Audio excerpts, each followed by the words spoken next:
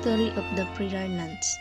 The existence of prayer lands in the Philippines can be traced back to the early Spanish colonial period, when Spanish conquistadors were awarded lands in the form of haciendas for their loyalty to the Spanish crown.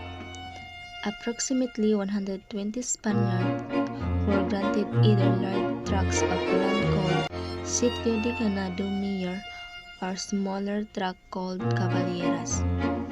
However, the hacienderos, those who owned the haciendas, failed to develop their lands. One reason is that the Spaniards were not expected to permanently stay in the Philippines. Many of them returned to the Spain once they were done serving in the country. Also, the livestock market during this time was still small. Thus, galleon trade based in Manila appealed more to the Spaniards because it is offered better economic opportunities. The Spanish friars were able to acquire land through whatever means available to them. According to the source, lands were donated to friars in exchange for spiritual favors. Many Filipinos believe that the friar had no title to the lands they owned because they acquired them through usurpation and other dubious means. When the export of agricultural crops started to the bosom in the 18th century, the equilinato system was put into the place. In this system, one rented land for a fixed annual amount, and equilino was expected to give personal service to the landlords.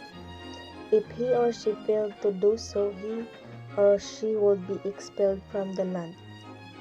The equilinos could also lease the land they were renting from the landlord to a kasama or sharecropper who would then be responsible for cultivating the land.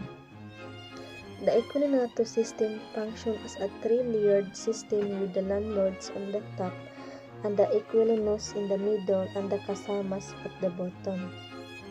Hacienda de Calamba dispute.